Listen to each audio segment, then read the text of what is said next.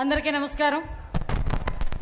ఈరోజు నిజం గెలవాలి అని ఒక సంకల్పాన్ని తీసుకొని మన అధినాయకుడు నారా చంద్రబాబు నాయుడు గారి అక్రమ అరెస్టుకి నిరసనగా అనేకమైన ప్రజలందరూ కూడా ప్రపంచవ్యాప్తంగా తెలుగుదేశం పార్టీ అభిమానులే కాదు, తెలుగు రాష్ట్రాల ప్రజలే కాదు, ప్రపంచవ్యాప్తంగా ఉన్న చంద్రబాబు నాయుడు గారి అభిమానులందరూ కూడా ఎంతో ఉత్కంఠతతో చంద్రబాబు నాయుడు గారిని ఎందుకు ఇలా అరెస్ట్ చేశారు అని చెప్పి వాళ్ళందరూ కూడా టీవీలు కతుక్కుపోవడం కూడా మనం చూసాం। ఆ రోజు నుంచి ఈ రోజు వరకు కూడా చాలామంది శోకతప్త హృదయంతో ఎప్పుడు చంద్రబాబు నాయుడు గారు బయటకు వస్తారా అని గుండె తిటువు చేసుకొని చూసిన సందర్భం। అందులో కొంతమంది చాలామంది టీవీలకు అతుక్కుపోయి ఆ వేదన భరించలేక చాలామంది ఆశలు బాసారు।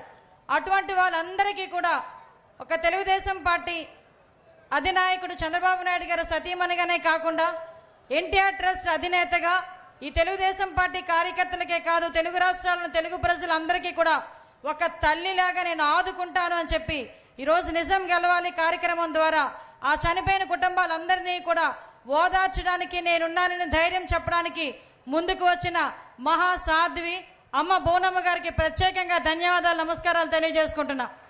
ఒక ముఖ్యమంత్రి కూతురిగానే కాదు, మరొక ముఖ్యమంత్రి భార్యగా, ఇందాక సోదరుడు చెప్పినట్టుగా కాబోయే ముఖ్యమంత్రికి ఒక అమ్మగానే కాకుండా ఈరోజు హెరిటేజ్ సంస్థకి అధినేతగా, ఎన్టీఆర్ ట్రస్ట్కి అధినేతగా ఈరోజు ఎన్నో సేవా కార్యక్రమాలు తీసుకోవడమే కాకుండా ఏ రోజు కూడా రాజకీయ కుటుంబంలో పుట్టిన, రాజకీయ నేపథ్యం ఉన్న కుటుంబంలో పుట్టిన, ఏ రోజు కూడా రాజకీయ మీటింగులకు ఎట్టి పరిస్థితుల్లోనే అడుగు పెట్టని ఈ నాయకురాలు ఈరోజు నాయకురాలే అనాలి। ఎందుకంటే ఈ మాట అంటేనే ఎప్పుడు కూడా బోనమ్మ గారిని అమ్మ బోనమ్మ, ఎన్టీఆర్ గారి సతీమణి, ఎన్టీఆర్ ట్రస్ట్ చైర్మన్ ఇలాగే మాట్లాడుకుంటాం। కానీ ఈరోజు ఒకే ఒక్క పిలుపుతో ఇన్ని వేల మంది కార్యకర్తల తాలూకా గుండెల్ని ఈరోజు ఇక్కడ నించోబెట్టడమే కాకుండా ఇంతమంది సంఘీభావాన్ని ఇక్కడ తెలియజేసేటట్టుగా చేసిన మహాసాధ్విని ఈరోజు నాయకురాలే అనాలి। అటువంటి నాయకురాలకి ప్రత్యేకంగా ధన్యవాదాలు తెలియజేసుకోవాలి। చంద్రబాబు నాయుడు గారిని అక్రమంగా అరెస్ట్ చేశారు, చంద్రబాబు నాయుడు గారిని అక్రమంగా రిమాండ్కి పంపించారని చిన్న పిల్లోడిని అడిగినా చెప్తారు। అసలు చంద్రబాబు నాయుడు గారిని ఎందుకు అరెస్ట్ చేయాల్సి వచ్చింది? 2018లో పెట్టిన స్కిల్ డెవలప్మెంట్ సెంటర్కి సంబంధించి 2023లో చంద్రబాబు నాయుడు గారిని అరెస్ట్ చేశారంటేనే జగన్మోహన్ రెడ్డి తాలూకా పిరికి పంద చర్య మనందరికీ కూడా తెలుస్తుంది।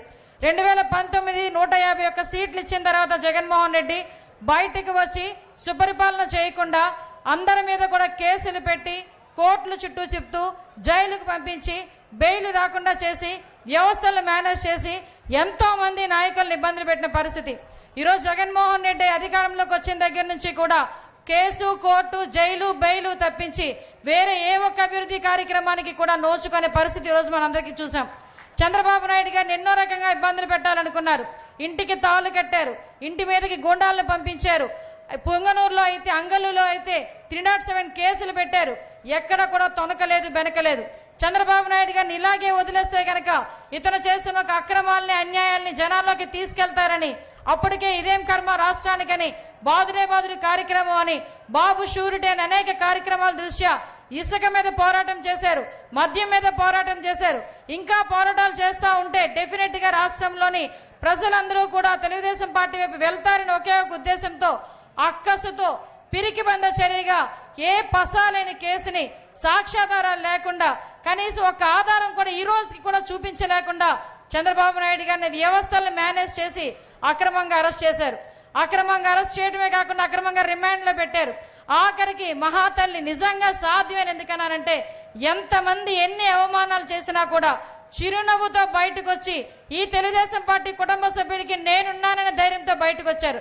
ఎలాంటి అవమానాలు పడ్డారంటే సొంత భర్తకి విషం కలిపి పెట్టారేమో అని చెప్పి ఆ వైసీపీ కార్యకర్తలు, వైసీపీ నాయకులు కుక్కలు మురిగినట్టు మురుగుతూ ఉన్నా కూడా ఎక్కడ కూడా తొనకకుండా బెనకకుండా తను చేస్తున్న కార్యక్రమంలో, తను చేస్తున్న పనిలో నీతి నిజాయితీ ఉందని నమ్మి ఈరోజు తన వెనకాతలు సుమారుగా 70 లక్షల మంది తెలుగుదేశం పార్టీ కుటుంబ సభ్యులు ఉన్నారని నమ్మి, తెలుగు రాష్ట్రాల ప్రజలందరూ ఉన్నారని నమ్మి ఈరోజు బయటకు వచ్చి మన అందరి సంఘీభావం గురించి వచ్చిన మహాతల్లికి ఈరోజు మనందరం కూడా స్వాగతం పలకాలి। ఎందుకంటే ఇప్పటి వరకు ఒక లెక్క, ఇప్పటి నుంచి ఒక లెక్క।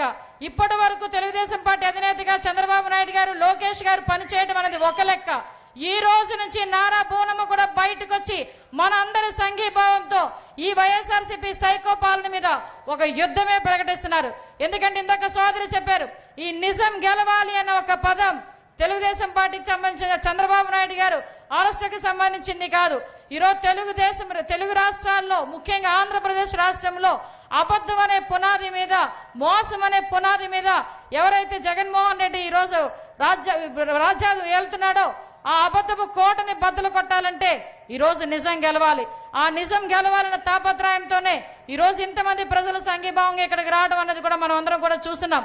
నేను ఒకటే కోరుకుంటున్నా, మీ అందరి సహాయ సహకారాలతో ఎక్కడ కూడా రాజకీయ అనుభవం లేని, రాజకీయ ప్రవేశం లేని బోనమ్మకి మన అందరం కూడా సపోర్ట్ చేయడమే కాదు, అతి త్వరగా మన నాయకుడు చంద్రబాబు నాయుడు గారు కడిగిన ముత్యంలా నిర్దోషిలా బయటకు వచ్చేంత వరకు కూడా మనం పోరాటం చేయాలి.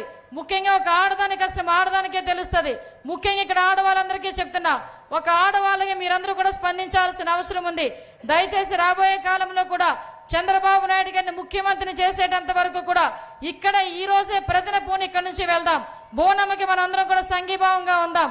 రాబోయే కాలంలో ఈ నిజం గెలవాలన్న ఒకే ఒక నినాదంతో ఈ జగన్మోహన్ రెడ్డి తలక సైకో పాలనకి చరమగీతం పాడి రాబోయే కాలంలో చంద్రబాబు నాయుడు గారిని ముఖ్యమంత్రిగా చేసే వరకు కూడా మీరందరూ కూడా శ్రమిస్తారని ఆశీర్వదిస్తారని మనస్ఫూర్తిగా కోరుకుంటూ ఈ అవకాశం ఇచ్చిన మీ అందరికీ కూడా ప్రత్యేకంగా ధన్యవాదాలు, నమస్కారాలు తెలియజేసుకొని సెలవు తీసుకుంటున్నా. జై హింద్, జై తెలుగుదేశం.